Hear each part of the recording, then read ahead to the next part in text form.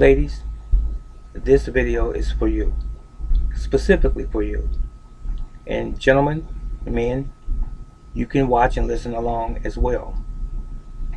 I've been hearing this term thrown around for quite a while now, actually a couple of years, by women and especially black women as it relates to men. And the term is hypergamy. Hypergamy is when someone marries another a step up above their particular class. In other words, when you marry into a higher class of individual, someone who has way more money and resources than you do, that can help benefit you in your life and maybe even help propel you in your life and give you some sort of sustainability or some solid foundation from an economical standpoint. And this is what black women here have been doing, at least talking about for the past couple of years that I've noticed, is that they want a man who's not somebody just sitting around the house and living off of them, and who doesn't have the money to carry all of the bills and all of the responsibilities economically in the home. But ladies, you who want to step up, you want a man who has his own car, a nice job, nice paying job, and maybe his own apartment or house. Maybe he even has a motorcycle, and maybe he has money in his pocket all of the time. But what do you have to offer? That's the real question. You see, oftentimes we look at a situation only on the surface. And you have these women, oftentimes you black women especially, and I'm not attacking you, I'm just talking about my observation from what I know, because I am black and I have grown up in an environment of a black community all of my life. So I know women. I know how women are and how they can be. And I know that there are women that want to use men to get something for themselves, with them giving little to nothing in return. And you can't buy love, ladies. So a man, if he really cares about you and he's giving you all of the things that you want from a fiduciary standpoint, it shouldn't just be in exchange for sex. It shouldn't just be because it makes him feel comfortable that he has a companion. You should have a vested interest in that man. You should care about that man genuinely. You should want to throw down for that man, so to speak. You should give that man your all if he's giving you his all. If the man is carrying you, and especially if you have children together or even children that you had in another relationship prior to him, if he's carrying you financially, what are you offering him? You can't say that I'm opening my legs to him and he's getting some of this, I'm offering that to him. It sounds sort of prostitutish. It does. Sounds like someone who is using their body and or their sexuality to get gratification, instant gratification even. That relationship is one that is soon to die. That is doomed. You're going to have destruction as a result of living like that. So what I'm trying to tell you is this, which is really simple. I've already alluded to it. It's two people in a relationship. If he's carrying the load, so to speak, financially, what load are you carrying? See, he's really freeing you up to spend more time at the house and take care of those home things, if you will, and to take care of your children, make sure that they have the things that they need in the home and that they get off to school and things like this, and to even teach them and nurture them in the home. Him carrying the bills and or the load financially, it's not for you just to simply be in the house doing nothing at all, going out hanging with your girlfriends who are unemployed or half employed or on some monthly assistance, your BFF, so to speak. His job is not just to free up your time so that you can go hang out, going to the clubs, going shopping all of the time with whatever money that you might even have yourself. It could be from a job that you have, part-time or full-time. You owe him something as well. What you owe him is respect. If he comes home and the house is in disarray on a regular basis, you're not doing your job. If he comes home to hear you arguing and complaining with him and he's carrying the load, you're not doing your job. If he comes home and the children are not in order and they're sitting on video games,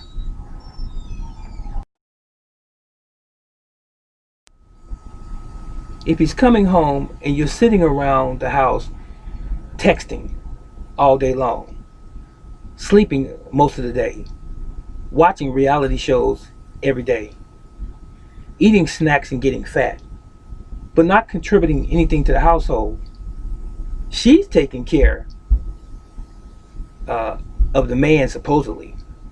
She's taking advantage. Ladies, you're taking advantage of that man. Why are you taking advantage of him? You're using him. Now, some women don't have a problem with this. Some will attack me for saying what I just said. That you're taking advantage of the man and that you are using him. Why are you upset with me? Because I'm telling the truth? Why are you upset with me? Because this is you? You're not going to have a sustaining relationship with any man of value. You're not going to have a meaningful relationship with a man if you are cut from this type of cloth. A user, a gold digger mentality. You're prostituting yourself. You say, well, I'll give him a little sex sometimes if he pay my bills. And you want to sit around with your chest stuck out and kind of like lay back and relax because you don't have to do anything. Well, you do have to do something. You have to get off of your behind and be a woman. You have to get off of your behind and be responsible. You have to be accountable for something for that relationship to work. Because at some point in time, that man's going to get tired. He is. And if he is any type of real decent man, if he's an honorable man, he's going to get tired and he's going to address the situation or the issue. And oftentimes, you ladies who are guilty of this behavior, you get very defensive. You throw a wall up, won't talk to him, won't listen to him, when he's giving you constructive criticism and he's trying to help you to better yourself. Because you don't like to be told what to do. Because you never really liked the fact that your dad wasn't in your life and you feel like you've been abused, because dad was not in your life. And then you talk to all of the other men in your previous relationships any kind of way and off the cuff a lot of times. So this guy that's actually carrying you and even accepting your children from another relationship without complaining opened up his doors to you oftentimes and allowed you to come in, you and your children, and he's providing for you and he never complains. But you cannot reciprocate the type of attention and or love that he's showing you. Instead, you complain. Why is this way? Why do we live here? Why don't we move? You're never happy with anything. And let's say peradventure, and I can relate to this one here specifically. I've gone through this in my life. Losing your job. When you lose your job, men, ladies, when your man loses his job and he's been carrying the house and he needs you now to help hold the family together economically. You never really worked on a regular basis for many years like the man has. So you're frustrated that you have to go to work, that you have to do a 9 to 5, that you have to clock in and clock out. That takes away from your free time.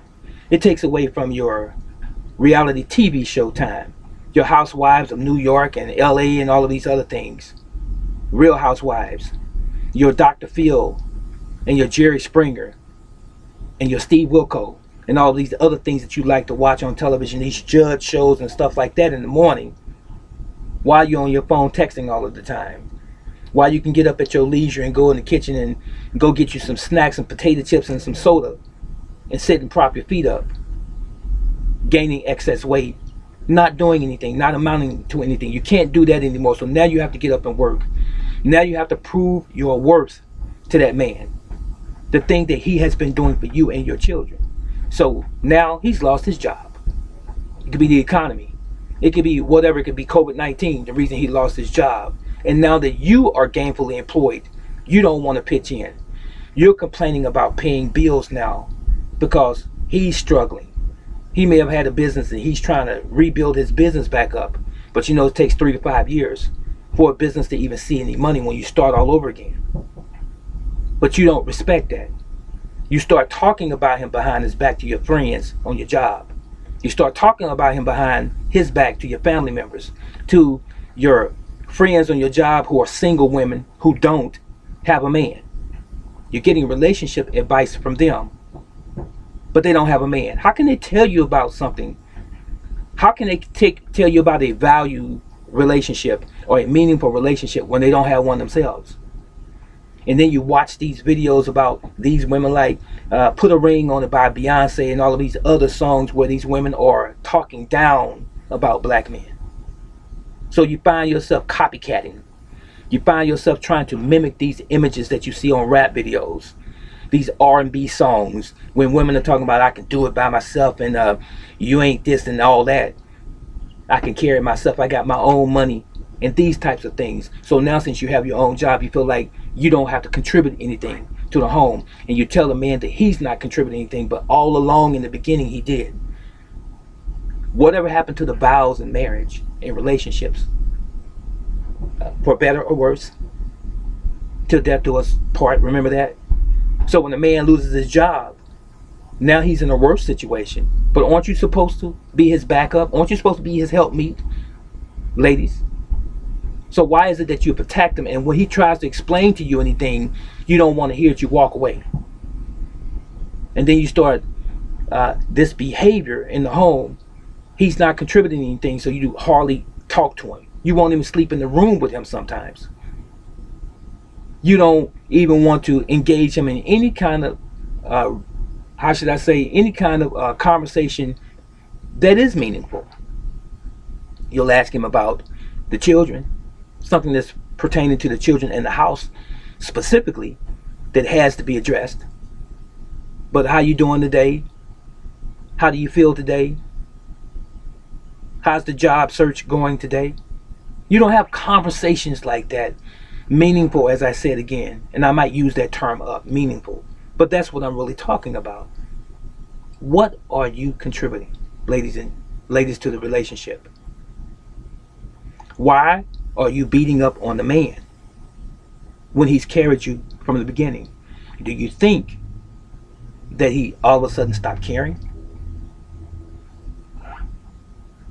No man, listen, no man accepts a woman into his life, opens his doors up in his home, and accepts a woman in his life along with her children from other men if he doesn't care. Accepting you as his family, no conditions, if he doesn't care. So how is it somewhere down the road when that man falls, when he loses his job, all of a sudden he doesn't care? So what really has happened, and this is a revelation, what really has happened is that man is witnessing who you were all along. You were okay as long as he was carrying you in that hypergamous type of relationship. When he was carrying all of the bills, or the majority of the bills, the vast majority of the bills, and then he taught your children about the Bible, about God, giving them some sense of direction and telling them right from wrong, the things that you never really took the time to teach the children because maybe you didn't know. He shared a lot of information with you, but when he loses his station in life just for a moment, just for a season, a few years, and you have to kick in and start assisting, you just get fed up at some point because you think all of the money that you make should be yours and you shouldn't have to contribute anything. That's who you were all along. You never cared. As a matter of fact, that man oftentimes would hear you on the phone talking to another man in another room, or see you texting on your phone at 3, 4 o'clock in the morning on a regular basis in another room.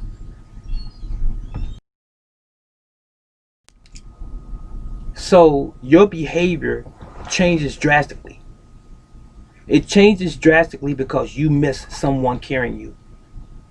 You've never had the wherewithal. You've never had the determination. You've never had the discipline to fend for yourself and be independent. Rightfully so.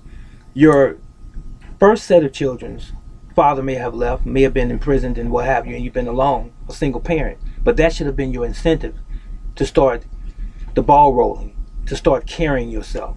But you're looking for somebody else to do it for you. You see, a relationship is a partnership.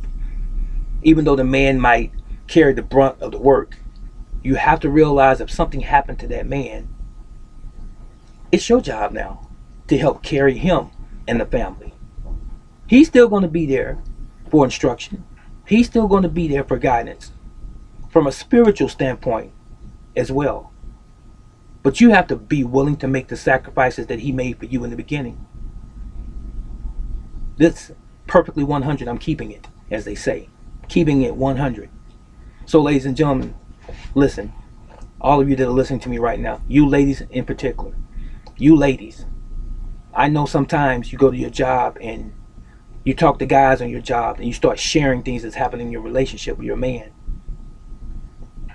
because you have made a gulf between you and your partner, between you and your husband, between you and your boyfriend, because you are dissatisfied at the fact that you have to carry the family right now economically. But you forget the beginning.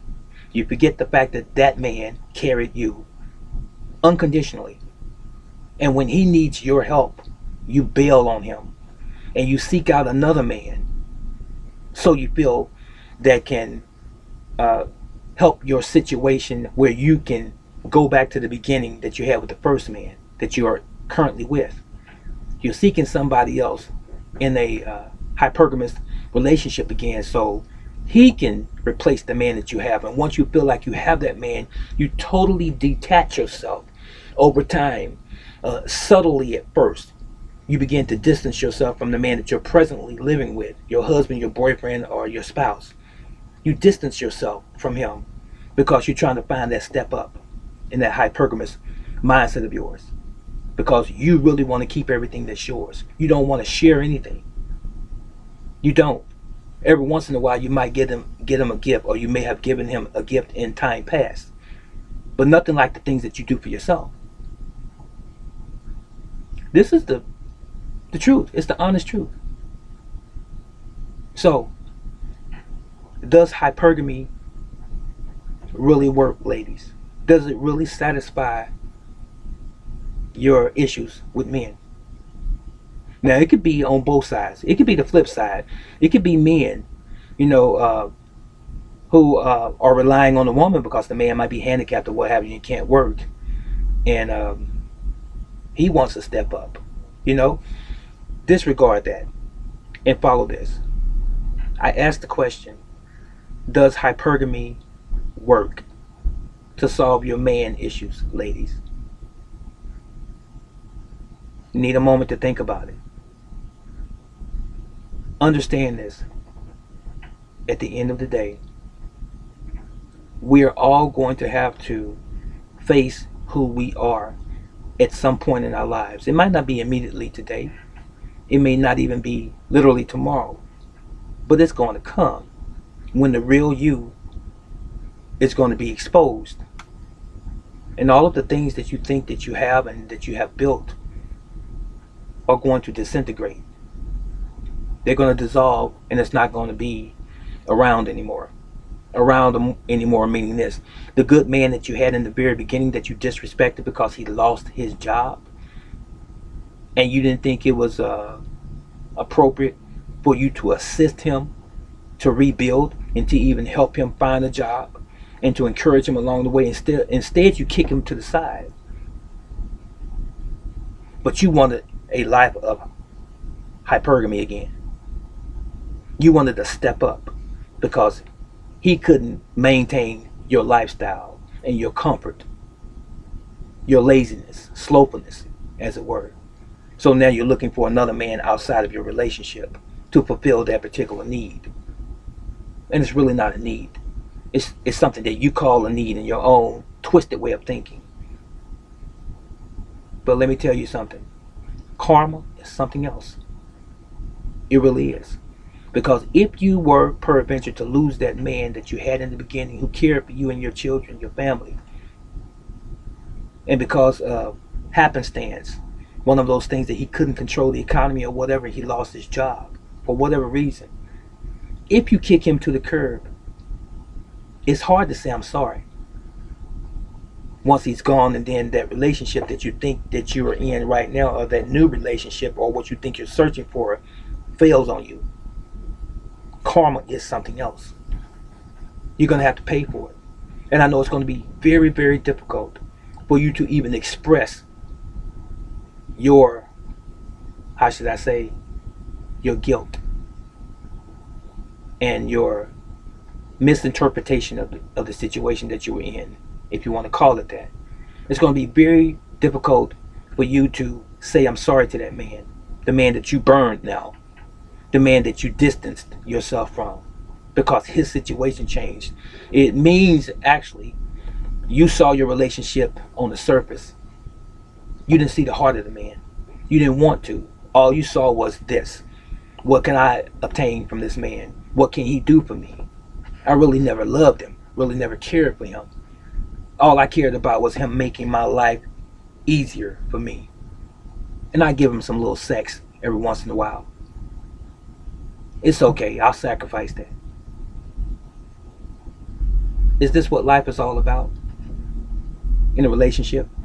And you black women, I'm talking about you, even though this applies to all women, but you black women specifically, I'm talking about you because I've seen this for myself.